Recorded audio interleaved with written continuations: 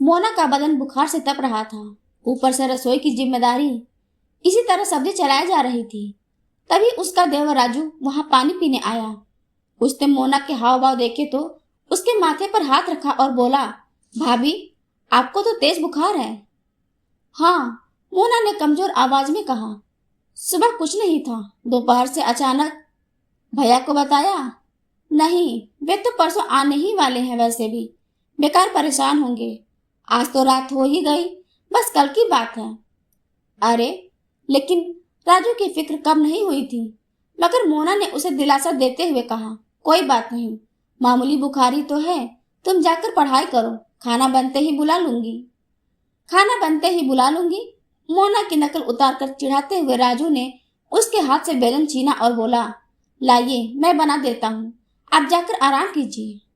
ना ना, लेट गई तो और मैं बीमार हो जाऊंगी। मोना बैठने वालियों में से नहीं थी। वह बोली, हम दोनों मिलकर बना लेते हैं। और वे दोनों मिलकर खाना बनाने लगे। मोना का पति विजय कंपनी के किसी काम से 3 दिनों के लिए बाहर गया हुआ था। वह कर्मचारी तो कोई बहुत बड़ा नहीं था, लेकिन बॉस का भरोसेमंद था। सो किसी भी काम के लिए वे उसे ही भेजते थे। मोना का 21 साल का देवर राजू प्रतियोगी परीक्षाओं की तैयारी कर रहा था। विजय जैसा प्यार करने वाला पति पाकर मोना भी खुश रहती थी। कुछ पति की तनख्वाह और कुछ वह खुद जो निजी स्कूल में पढ़ाती, दोनों से मिलाकर घर का खर्च अच्छे से निकल जाता। सास ससुर गांव में रहते थे। देवर राजू अपनी पढ़ाई के चलते उनके साथ ही रहता था।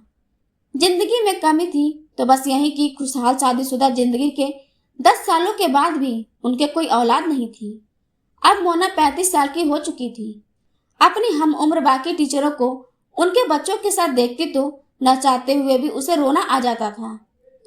वह अपनी डायरी के पन्ने इसी पीड़ा से रंगती जाती। रोटियां बन चुकी थी। राजू ने उसे कुर्सी पर बैठने को बोला और सामान समेटने लगा। मोना ने सिर पीछे की ओर टिकाया और आंखें बंद कर ली।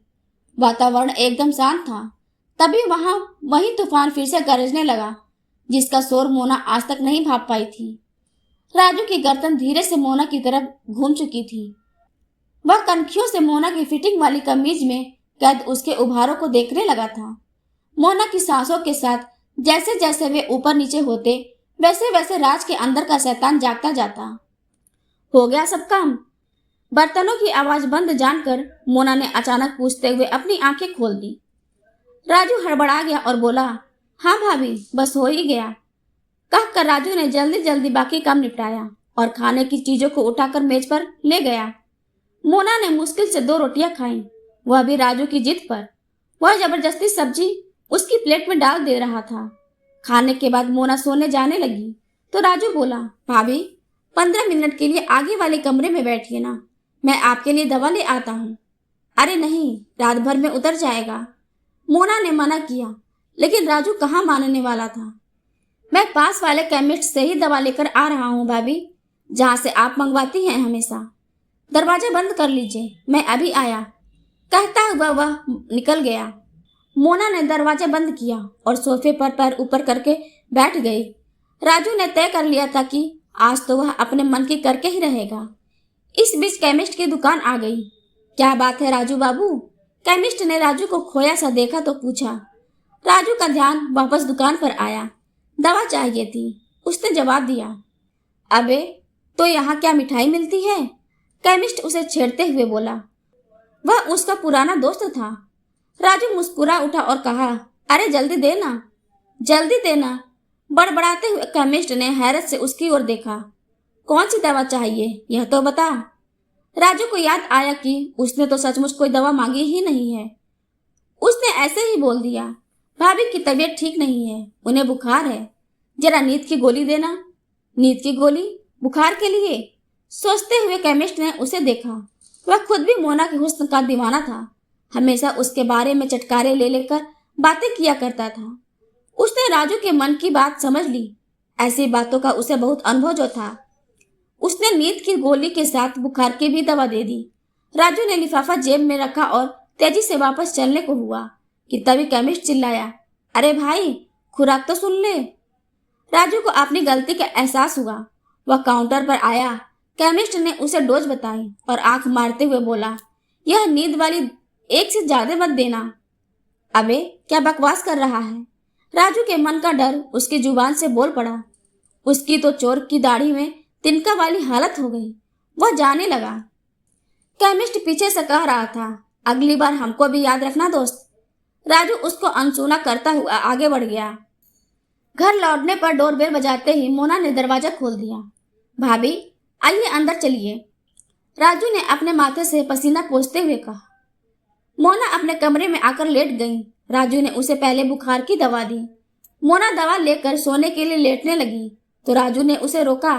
भाभी अभी एक दवा बाकी है। कितनी सारी ले आए भैया? मोना ने थकी आवाज में बोला और बाम लेकर माथे पर लगाने लगी। भाभी दीजिए मैं लगा देता हूँ, कहकर राजू ने उससे बाम की डब्बी ले ली और उसके माथे पर मलने लगा। थोड़ी देर बाद उसने मोना को नींद वाली गोली भी खिला दी और लिटा दिया। राजू उसका माथा दबाता रहा। थोड़ी देर बाद उसने कंफर्म करने के लिए मोना को आवाज दी, भाभी सो गई क्या? कोई जवाब नहीं मिला। राजू ने उसके चेहरे को हिला डुला कर भी देख लिया। कोई प्रतिक्रिया न पाकर वह समझ गया कि रास्ता साफ हो चुका है। राजू की कनपटियों में खून तेजी से दौड़ने लगा। वह बत्ती जलती ही छोड़ मोना के ऊपर आ गया। मर्यादा के आवरण प्याज के छिलकों की तरह उतरते चले गए।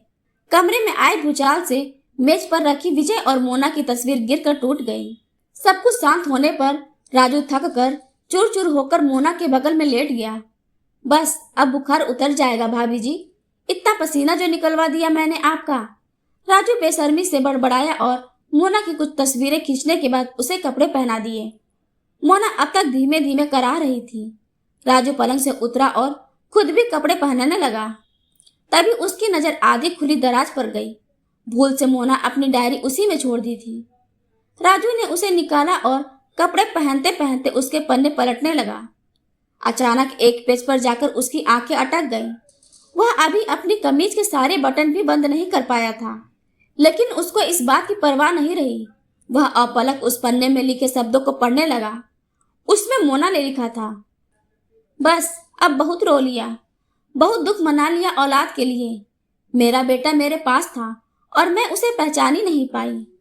जब से मैं यहाँ आई उसे बच्चे के रूप में देखा, तो आज अपनी कोख के बच्चे के लिए इतना चिंता क्यों?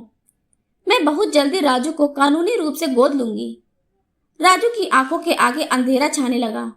वह सिर पकड़कर वहीं बैठ गया और जोर जोर से रोने लगा। फिर भागकर मोना के पैरों को पकड़कर अपना माथा उससे रगड़ते हुए रोने लगा। भाभी मुझे माफ कर दो, यह क्या हो गया मुझसे? अचानक राजू का ध्यान मोना के बिखरे बालों पर गया। उसने जल्दी से जमीन पर गिरी उसकी हेयर क्लिप उठाई और मोना का सिर अपनी गोद में रखकर बालों को संवारने लगा। वह किसी मशीन की तरह सब कुछ कर रहा था।